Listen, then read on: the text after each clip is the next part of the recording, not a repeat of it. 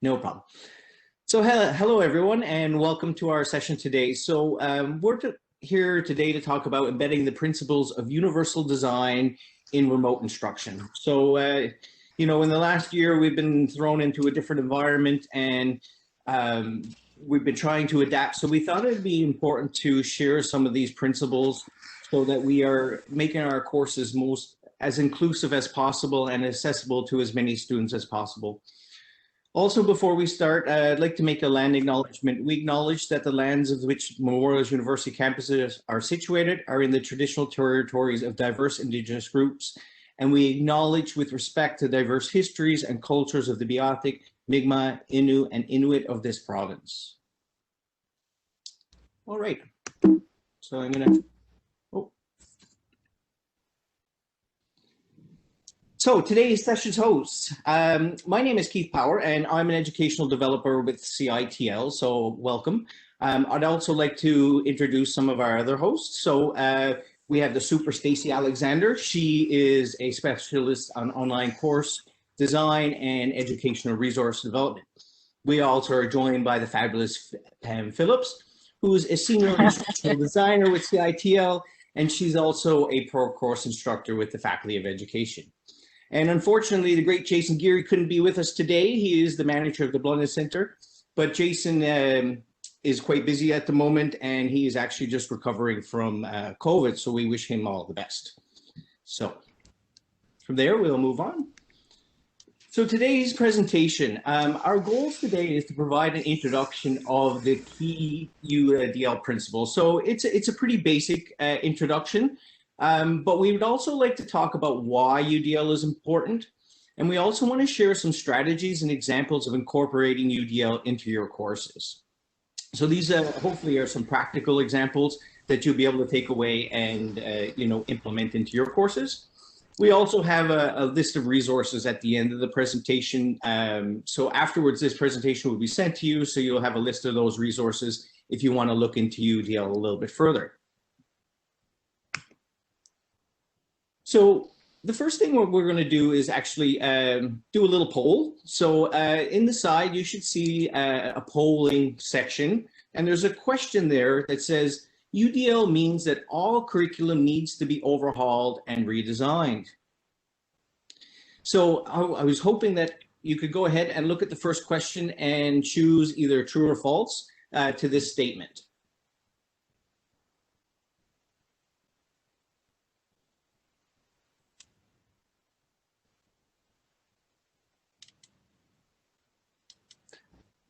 So Justina, I can't actually see the results. I don't know if you could actually let us know what the results are as we go through.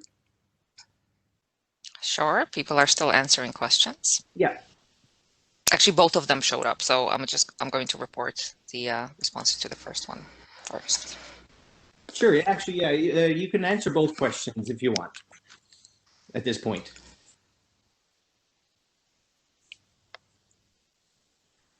Okay, so the answers to the first question are 9 people said false and 1 person said true. All right. And we didn't get answers from 5. There we go. So the answer to actually the first question is false. You do not have to overhaul your entire course. What we're actually encouraging people to do is to implement in baby steps so that it's not such a daunting task. For example, you could start by offering 2 alternatives for expression. This would be students for, if you're giving them an assignment, you could give them the choice of actually, doing a presentation, which would be an oral presentation, or you could actually give them the option of doing a written paper. So this one little tiny thing is actually helping students then express their knowledge in different ways, in a way that maybe works best for them. So you can take this one little small step and implement it. You can also ask your students about their preferences, offer choice. So that's an important part. So as you start to learn about your students' preferences and the choices that they make, you can incorporate some of those small things into your course. Just to give you an example, I'm a part of a team that's designing a new course that's focused on skill development for students. And it's an online course and it's self-directed. And I'm in the evaluation process of that right now. And so I've interviewed 11 students thus far about that course, and 3 of those students came back and said, is there any way of incorporating text to speech? And it's not that they can't read and then they don't have the ability, they don't have any visual impairments or anything along those lines. It's just that they would prefer to be able to do that, and they think that that helps them learn when they have that option. So that's something that you could talk to students about, and if it's there, then you can incorporate it. And also be willing to try new ideas and get student feedback. If something is not working, then that's fine. You can make changes. But the thing is to get out there and actually try to make the little tiny changes that would help students.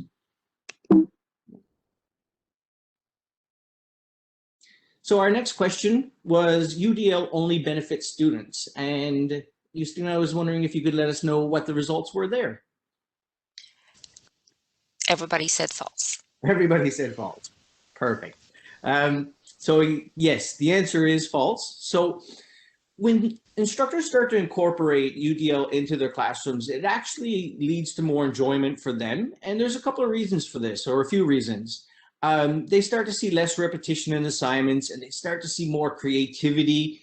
And this is, again, more, when you have to go through and correct 30, 40, 50, or 60 assignments, having that variety actually becomes a little bit more enjoyable.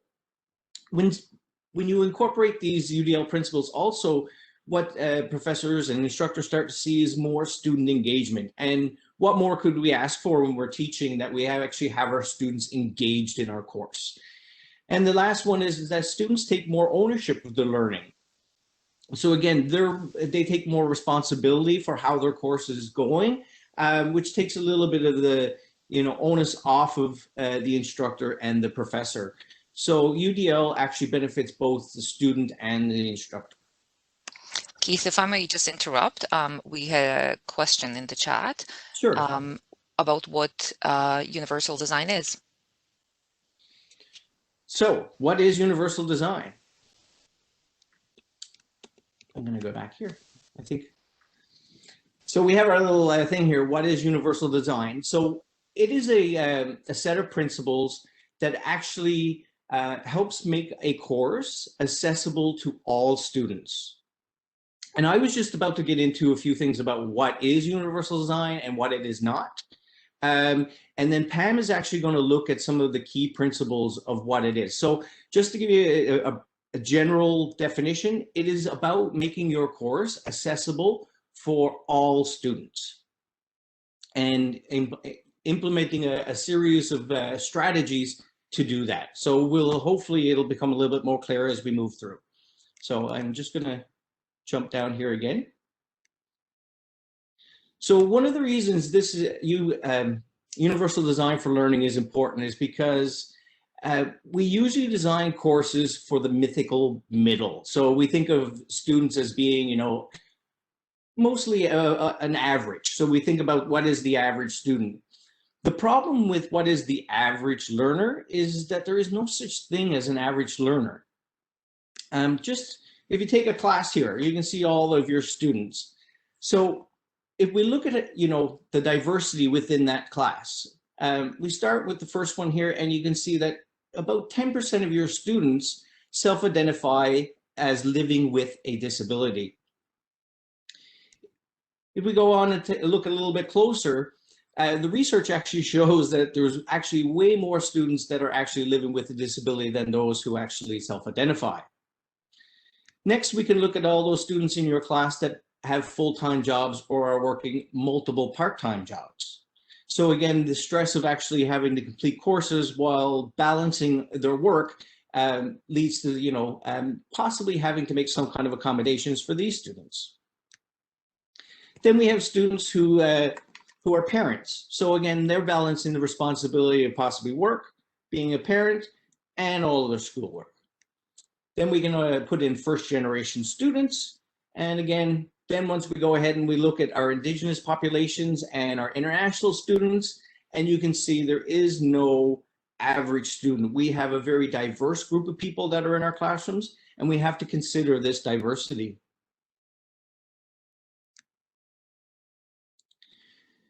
So I want to look at UDL versus accommodations. As I mentioned earlier, it's about accommodating all students. When we think of accommodations, we usually think of making some kind of change for students with disabilities. That is not what UDL is about. UDL is not about eliminating the need for academic accommodations. Some students are still going to need accommodations, no matter what changes you make into or implement into your course. But UDL is designing for differences. It's looking at the differences in your students, for example, neurodiversity, or looking at the differences of how students enjoy learning, their preferences for learning. So as I mentioned, even though some of the students that I was talking about that I was interviewing, you know, they didn't have any trouble actually reading the content of the course, but they would have preferred, and it would have made their learning more enjoyable if we had that text-to-speech feature added into the course. So those are just a couple of things to keep in mind. UDL has a couple of priorities, and we think about teaching to the margins. So we're thinking about those people that do have differences, and we're trying to reach out to them. And what we've found is, for example, is with with captioning, for example, at the bottom, it's not just people that have hearing difficulties or anything along those lines that benefit from captions. It's actually the vast majority of students actually benefit from the captions. So even though we're putting them in, the captions in possibly for those students that do have a hearing difficulty, when we put them in there, we're benefiting a lot of students. And that's what UDL is about, is thinking about how am I going to benefit the most students that I can. We want to try and create expert learners. And in doing this, we provide them with the tools that they need to become learners. If you're going to implement UDL, it's important to plan proactively. So to think about your course before you actually engage in it, and think about how you can actually make it more inclusive and how you can enable access for students. One of the things that you can do is provide flexibility in getting to the learning comes. And again, the example I gave earlier about how students can actually express themselves in multiple ways is one way. And then you can also, it's really important to talk about the expectations and structure of your course with your students so that they know what is expected of them. This has to be explicit, and you have to be available to make sure that students really understand what those outcomes are that you're trying to target and how they could reach those milestones. The last thing would be to use frequent and varied assessment. And again, this goes back to my previous example about, you know, a written exam or paper versus a presentation. But students can express themselves in multiple ways. Maybe they want to draw a diagram. Maybe they want to actually do a video, or maybe they want to interview other people and create something through those interviews to be able to show that they understand a certain topic or to demonstrate their knowledge. So we're going to take a moment now. And in the chat box, you'll see a link to Mentimeter. So actually, what you want to go to is menti.com. You can see it here. I don't have it in the chat box yet. Pam, can you please put it into the chat box for me, please? Keith, we do have a question from one of the participants. Oh, okay. Before we go to that, sure. Dolores? Hi, yeah, it's Dolores. Yes. So I'm just wondering, what are the considerations for universal design in relation to decolonizing the classroom? Because one of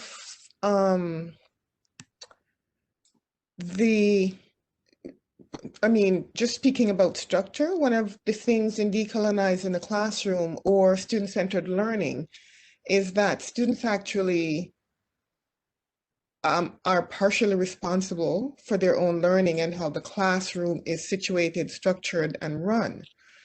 And this can create some chaos as students learn and grow into, you know, fully participating in that process. So if with UDI, we're needing to have everything structure, isn't that kind of like the colonialist way of doing things, which is the way we've always done it? So I think you're thinking when I was talking, sorry, can I go back a slide? Are you talking about here when I was explicitly addressing expectations and structure? Yes. Okay. I don't think what I was talking about here, I'm actually very pro student active making decisions about what is taught and learned in class. So for instance, I want to go to my students and ask them, what are some of the topics that you would like to cover in this course, and provide an avenue for them to actually have a choice and a say in what we learn. There are going to be some things, of course, that we have to cover in a course. You know, we do have our outcomes and expectations, but how we get those outcomes and expectations covered can actually come through the students themselves by saying, how would you like to structure this course? What are expectations of the course? And let's build those in and addressing those explicitly. So I probably wasn't clear enough there. It doesn't mean that you have to actually say, these are my expectations and this is my structure. You can do that as a group and work as a unit in creating what those expectations are and the structure. Okay, understood. But don't you find when you integrate that in the class, though, it does create some discomfort for students? Because that's when I hear a lot of students, because I do exactly what you've just said, I do Okay. for every class. And what the feedback that comes back from students quite often is they want more structure. They want me to tell them what to do. They don't want to wait to think about what content do you want to see and then decide as a class if they want, like, you know what I mean? Like, I'm wondering about those things because for people who are sometimes a little bit nervous about change, and are used to the environment the way it is, to me, I find that there's usually a lot of pushback. Yeah, and I can understand that. I don't have a great answer to it, but I actually like the fact that you said it causes a bit of discomfort, because that's where we need to get students to go into those areas that maybe aren't comfortable, and getting them to actually question and think about issues that are outside of their comfort zone. That's part of education. And I don't mean to make them feel anxious or anything along those lines. But I think also as somebody who's an expert in your area and field, you can provide some guidance and maybe suggestions. So you provide a list of things that maybe other students have done in the past that have worked, and ask them what they think about those things. Would they like to, you know, go down that path? So you're helping guide them rather than just actually make the decisions themselves. Does that make sense? Yes, it does. Absolutely. And Dolores, just to add to that, we have heard from instructors, and also the literature says exactly what you're saying, is that students are not happy about this approach. And their course, so when you do start implementing changes, your course evaluations, students will often say exactly what you just said. You know, the instructor is not teaching me, I'd like to have more structure in my course. So it's only after they complete the course and maybe their program, they at times see the benefit of the approach. Thank you. Yes. Yeah. It's a good conversation to have up front with your students, and then to say, this is how this course, I would like to run the course, but I'd like your input and I can guide us through it. Just make sure that they're, you know, at the very beginning, they're aware of what's going to be happening. And that's what I mean by explicitly addressing it. Start at the very beginning and making sure students are aware of what's going to happen. Okay. Thank you. Okay, thank you. So we're going to take a quick minute, and like I said, if you can go to one of your browsers, you type in menti.com, and then please click on the link. You can see there, you enter in the code 2291 9999, and then this question at the bottom is going to pop up, and there's going to be a little text box where you can answer this question. What is one thing you currently do to make your courses more accessible and inclusive? And I'm going to share those answers with everybody. So just give me one moment. I'm going to here.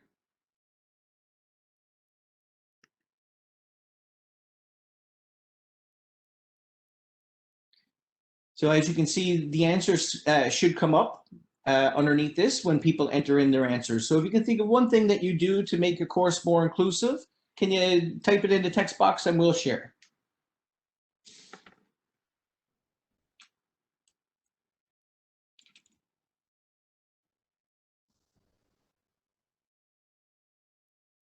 All right, we've got one answer coming in. Provide lots of assignment options. Record my live synchronous lectures. Excellent.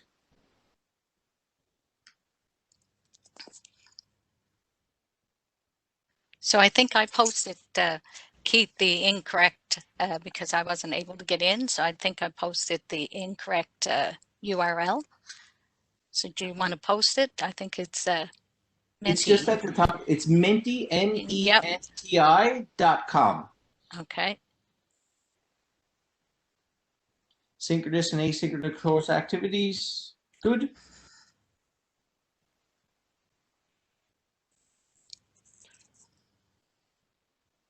All right. So we can come back and look at this later if we have time.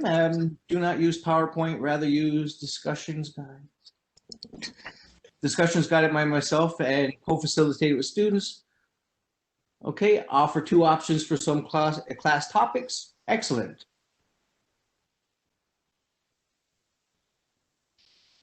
All right. I'm going to pass it over to you. So I'm going to just go.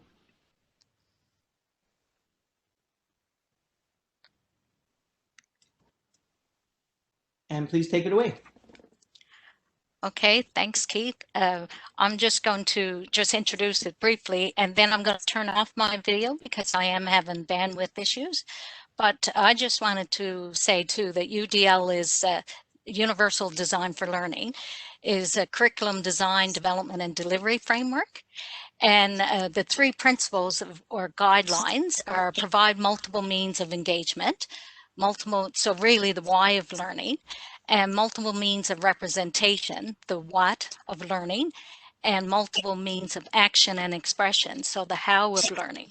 So to me, UDL guidelines and principles align with some of the instructional strategies that we're all still using, like student-centered learning, active learning.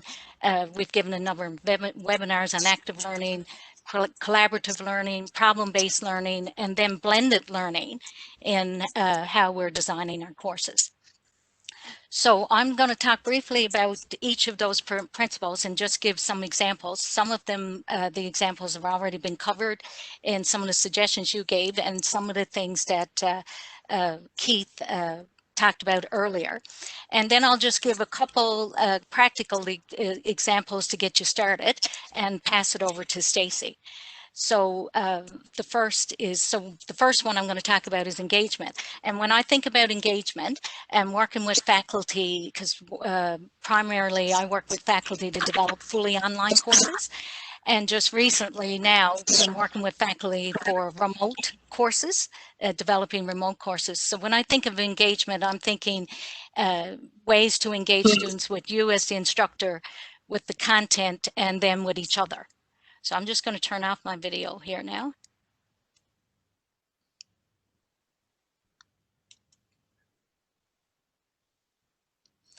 So the first one that Keith put up under engagement is get to know your students and create a learner profile or inventory.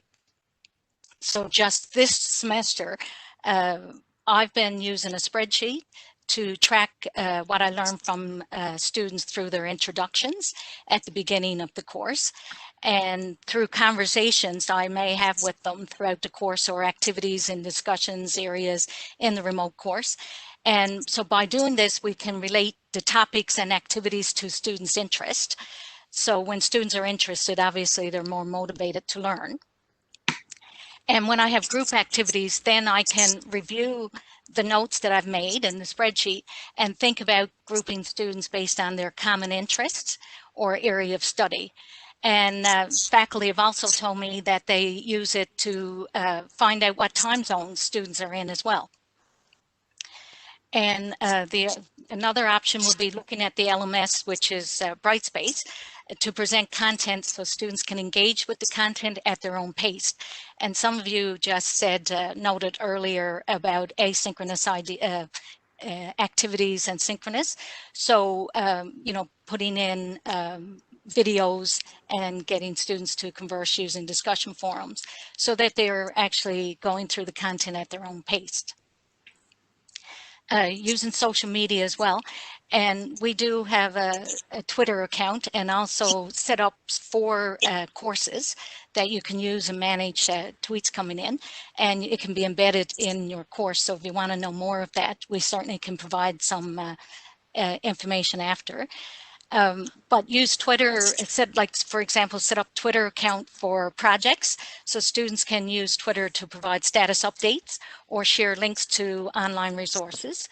So other things like social media is hosting a podcast or using, placing your videos that students may do as projects on YouTube. Also, most faculty this semester with remote instruction over, I guess, since March of last year. So we began to put mid-semester evaluations into the course. So surveys, usually faculty have been doing that at the end of the courses. So now more formally doing a survey and asking students how things are going, finding out what additional information will be useful to help them complete the assignments, and get suggestions to help them improve their learning, to help you improve their learning in the course. Other things as well, to engage them, to get them to communicate with each other, is do peer assessments and assignments. And I just got a link here of some examples that McGill University has on their website. So I'm just going to post that in the chat as well. So it gives you some examples. I use, in one of the courses that I'm teaching, students will do a video project, or they'll do, they'll do images, because it's integrating media and technology into your courses. So throughout the entire course, I encourage students to post their drafts in the discussion forum, and I have them in groups so that they can get feedback from their colleagues to give them ideas of how to improve their work before they even submit to me. And also I will give them feedback as well. Rubrics is a good idea when you're doing peer evaluations as well. Have students use rubrics to assess each other's work, and faculty often have students help them prepare a rubric for grading. So in the first week of classes or second week, help prepare the rubric for any projects. Also, when you need detailed feedback, especially remote, and this is why, you know, I guess the circumstances in our teaching and learning situation now is using video and audio feedback for when it requires more detailed feedback to the student to help them see how they can improve their learning. And so using video or audio feedback, and also checkpoints. And some people call them mile markers. So opportunities for students to stop and then test or check their understanding of course material and look at their learning process or progress. For example, in online courses, we often embed check understanding activities, and some of these are created with H5P. And some of you may have attended the H5P webinars this week. That's been happening. So you can learn how to do some of these things yourself, creating these simple activities. Also using a checklist of concepts that students are to know or demonstrate, really their learning outcomes, and work that they need to have completed thus far. So it also gives students an idea that they can tick off some of the things that they're actually using or have completed. And as Keith has been using too as well, student response systems. So in your synchronous sessions, obtain real-time feedback during those sessions using the polling feature, for example, in WebEx, or other online tools that you can use to have students, give students opportunity to respond to questions and to evaluate their comprehension, I guess, of course, content or even to enhance discussions. So under the category of representing multiple ways to represent information, so the first thing that comes to mind is to display content information in multiple formats, as we talked about earlier, using video, audio, images, and text, but also keep in mind strategies as well. So role plays, debates get students to communicate with each other and to express their knowledge. And consider using open educational resources, which most faculty are saying they're using as well, searching and finding some of those resources. Some faculty have been having graduate students help them find resources in their disciplines. You can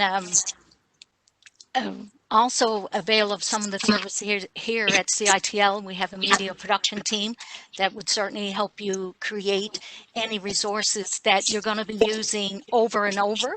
So even when you get back into the on-campus classroom face-to-face, some resources that you could use no matter what mode you're delivering, and that you often use, so they're core to your sessions that you're. And providing a list of key concepts and skeleton notes of some of that, study guides, and some of these things we talked about earlier. Also, interesting enough, some faculty are using Google Slides too to make their PowerPoints available. And then making sure all students are able to access those. So if they can't, well, then also providing them in a PowerPoint format that they can upload in the course site. And Stacy will talk about after about ensuring all your documents are accessible. The last one under this category, Keith covered a bit in the beginning, ways for learners to express what they know and can do. So a variety of methods of assessment methods. I know some academic units and for some courses or disciplines, exams is the key to what they use for assessments, but looking at a variety of ways of, so more assignments or more even those check your understanding activities, being able to have students give them grades for those, marks, I guess, for those. One of the things that did come up in the surveys with students was the amount of work, and having a combination of those quizzes or self-check activities, and then also doing exams and assignments. So if you're going to change your, I guess if you're going to look at different ways of doing assessments, then you also got to look at what you're going to take away. If you're going to add things, what you're going to take away. So to really manage students' workload. And flexibility in assessment formats. Keith talked about that earlier.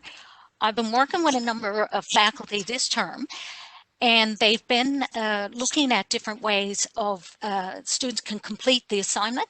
So rather than, we said, an essay or a research paper, they're able to present it in a video or in a PowerPoint presentation. So that is a small change that some faculty have made. And again, so I'm going to just show you, go to the next slide, Keith. And the next one. So the one here, this is a really easy place to start as well, like making a small change in your syllabus. So placing the statement on accommodations and supports at the top of your syllabus to ensure students see it. Usually we put it down in the bottom of the syllabus, or in online courses, even with, I've been putting it in the Getting Started section as a separate individual page so students see it right after, or been embedding it in the overview or introduction section. Also using friendly tone throughout your syllabus. So to help communicate to students that you want them to succeed. So one way would be to, some we might want to use first person, such as we well, rather than you well. It sets a warmer, more friendlier tone. And because in a remote or online course, the syllabus is the first contact your students will have with your course. And it was amazing this term I reviewed, and I will post later. I used a rubric, a UDL rubric, to evaluate syllabus. Some faculty have sent me in their syllabus, and I've used that. And it was amazing because I was communicating with the faculty person who was away in Toronto teaching. And then when I read their syllabus, I was expecting a totally different person. When I actually started communicating with them through web conferencing like we are today, I was expecting a totally different person. So then when we went through the rubric and we looked at how to make the syllabus more, give it a more friendly tone, once we changed it, it was amazing. It really reflected her personality. So looking at that, and I'll post just one, let me see if I can grab that one, the UDL rubric that I've been using. Let's see if I can put that one in the chat so you can have a look at it. There's another one from the University of Virginia. So, and it also gives an annotated version of it as well. So I'll post those later. So Keith, you want to go to the next slide?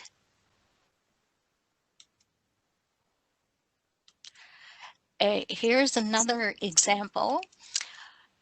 What we have here is, if you're not already doing this, include a detailed description of what is expected in an assignment. So here's an example of an assignment description for hot topics for research analysis and policy solutions. So the instructions are straightforward and the expectations for deliverables are generally clear. However, the authors of this example note that these instructions miss an opportunity for inclusion. I thought I'd include this one because when I'm actually reviewing content that we receive from faculty and helping them put it online remotely or online, we often see it in this format. And so then when we work with Stacy, which we'll talk a little bit more about it, we often end up with just placing headings. So here's an example, go to the next place, where you could take an opportunity to make this description a bit more inclusive. So you can often do these in Word documents because in Word documents you can change your headers. So there's a heading format. You can change it to H1s, H2s. So just simply putting headings on and then using student-friendly language to communicate the skills and knowledge that they will be using.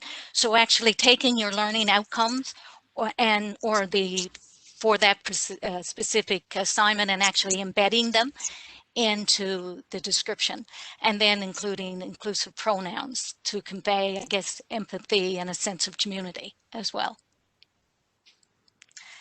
And Keith, you want to go to the next slide? I've been also experimenting with video note. So I guess my last comment before I pass it over to Stacy is you can also add closed captions and transcripts. So Keith today is using PowerPoint and just has turned on that feature within PowerPoint. And he is sharing the PowerPoint application as he is, as I'm speaking, and then it's recording what I'm saying below. So you can simply do that in your synchronous sessions. Or the other thing, if you're recording videos, a video note is a tool within Brightspace that you can record a 30-minute video, and you can enable automatically generating captions for audio. And then, so turning captions on default is a personal setting. So meaning when others view your videos, they will be able to select enable or disable this option themselves.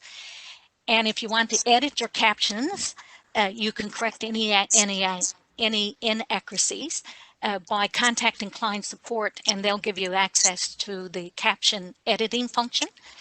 So it will be enabled, and you should be able to edit any of your errors. And I've asked, I said, oh, when I start playing around with this tool, I said, okay, well, I'd like to be able to edit some of my, because no captioning tool, I guess, will capture it 100% accurately. So I wonder why that is not turned on by default. So I've asked for us to have a discussion on that. So I know there's a number of faculty using the video note tool now. And of course, using WebEx, you can set your layout and you want before you start recording, and a transcript and captions can be generated. But right now in online rooms, which is the Bongo tool within the course, I really love using, but we can't actually do that automatically yet. So anyway, Stacy is going to talk a little bit more about captioning, captions and transcripts and other things. So I'll just turn it over to Stacy now. Thank you, Pam. Thanks, Keith, for changing to my slide. So my section of the presentation is going to focus on the handling of and the presentation of content. And when we're providing content in an online learning environment like a learning management system or a content management system like Brightspace or Blackboard or Moodle, we need to make sure that it's easy to read, easy to understand, and easy to access on a variety of devices.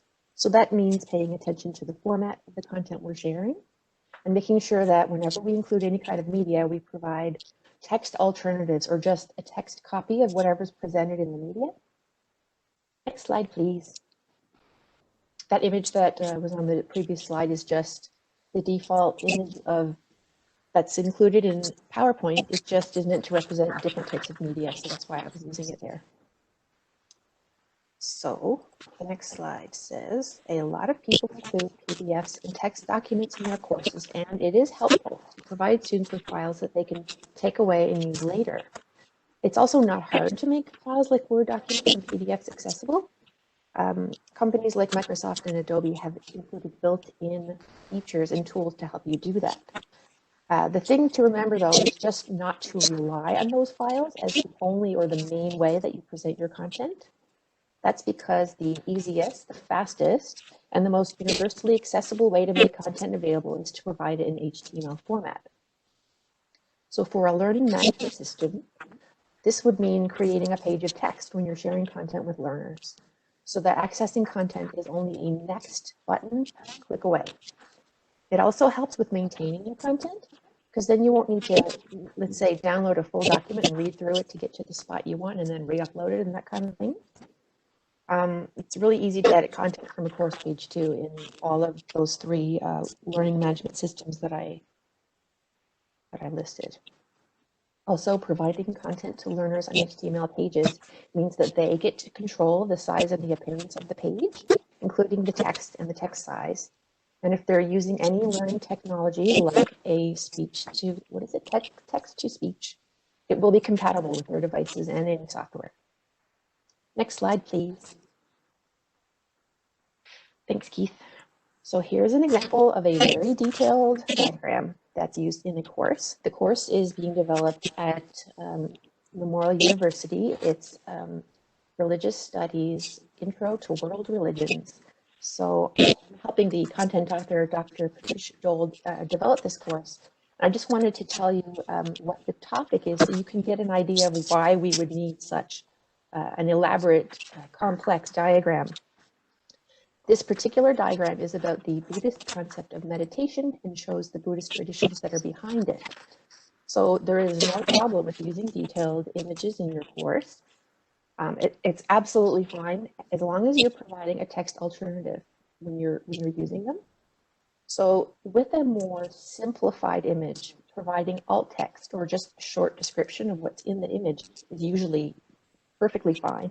But as you can see with this one, there's a lot more information presented here. So in order to adequately convey the information, the content author, Pat Dole, provided a verbal description of the image in a video. So she provided the video that students could listen to separately. She also included the transcript of the video on the page so that there's multiple ways that students can access the content of the diagram. Next slide, please. So this is an example in the same course. This is Pat herself. This is one of her videos that she's done for her course. if we play this video, we see that she's speaking to her students, explaining, I think it's this one is for the course overview. So providing videos for students, especially, yeah, they're good. Actually, previous one, Keith. Yeah, that's the one. Okay. Yeah, providing videos for students, especially when they're in an online learning environment, can be potentially lonely or isolating. So this is a great way to inject your course with some instructor presence. However, what you see right here is basically like a talking head. So if you don't have any text alternative for what she's saying in this video, we don't have accessible content. Students won't have anything tangible that they can refer back to later. And if they miss anything, they'll need to go back and rewatch it to find the part they're looking for. Also, if there's a student that is hearing impaired or deaf, or if they're using a screen reader to access the course content, this is definitely not going to be accessible for them. So just switch to the next slide there, Keith. So this version of the video shows closed captioning being used. Captions are excellent because they provide learners with another way of keeping up with the video, and they can read along in case of any hearing difficulties. As well as having the instructor speaking about the content means students learn the correct pronunciation of important names and terms mentioned in the course. And as Keith already mentioned when we very first started this session, this is helpful for everyone, including learners whose first language is something other than English. Okay, next slide, please. So we've just seen that something really important with online learning, due to its often asynchronous, solitary nature, is to consider the context of what you're presenting. This applies to any content that's not simply text. You want to include the purpose of these objects and why they're being included. And so here we have another page from Pat's Intro to World Religions course. And in this example, we just have an audio file on a page with no context or any text alternative.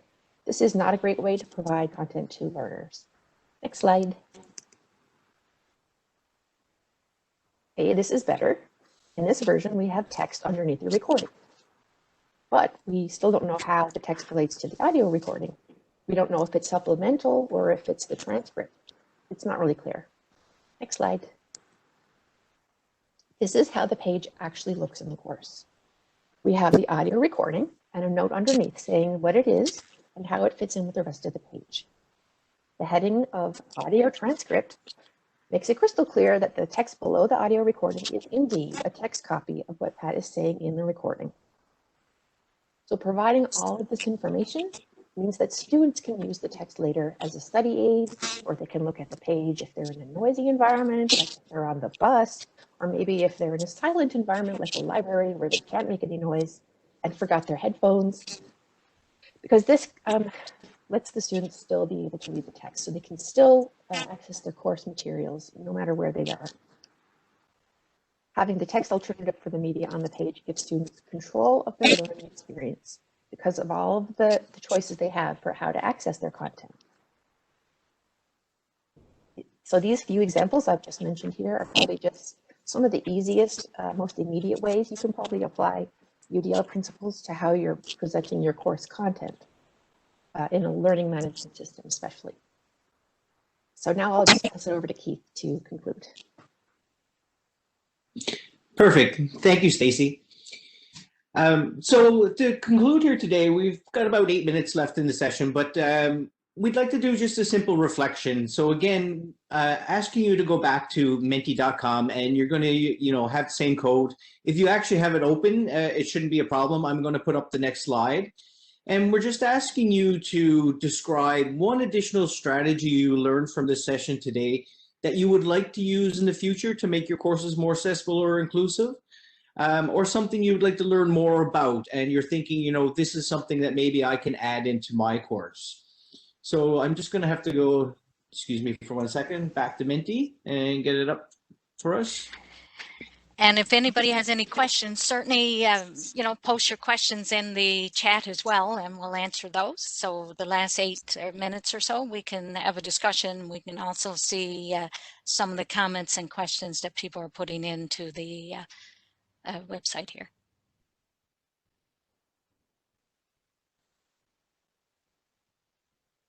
And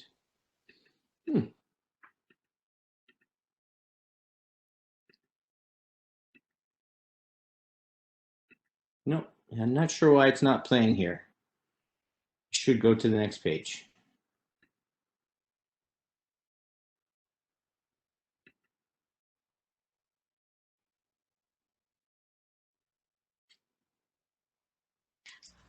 Okay, so while Keith is getting that set up, does anybody have any questions? Christina, are you seeing any in the chat? Because we can't at this point. No, there are no questions in the chat. Does anybody want to, can click on your mic and I don't think unmute yourself, I should say.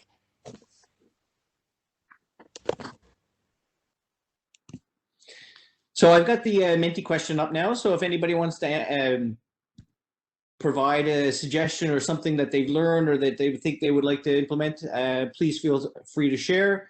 Or if you want to, you can just reflect upon it yourself.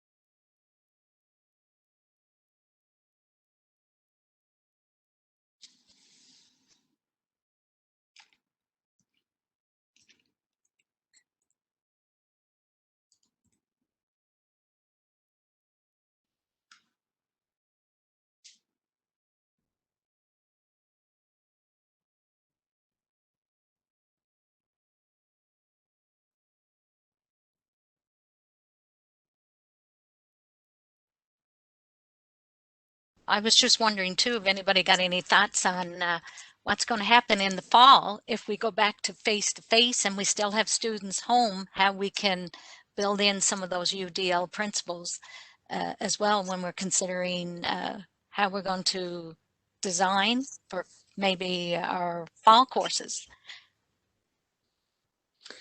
So we've got 4 people that have shared. So multiple information modes in course shell provide options for assignments, more captioning, provide more materials via HTML instead of relying on doc or PDF files.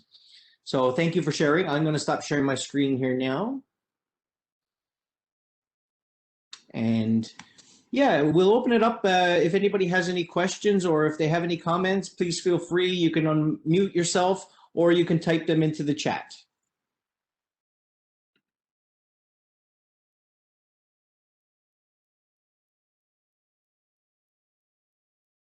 Keith, will we be providing the slides to our participants today? Yes.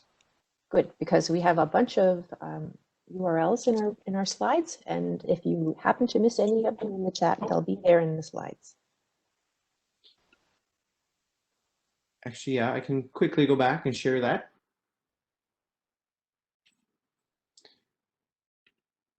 So as you can see, we also have a lot of resources that have been added here. So these will be sent out to you and you'll have access, like I mentioned, if you wanted to go ahead and learn more about UDL. Also, here's our general our information, contact information. So you can feel free to reach out to any of us and we'd be more than happy to talk to you about UDL or providing accommodations for students that require special accommodations, anything at all to make our classes more inclusive. So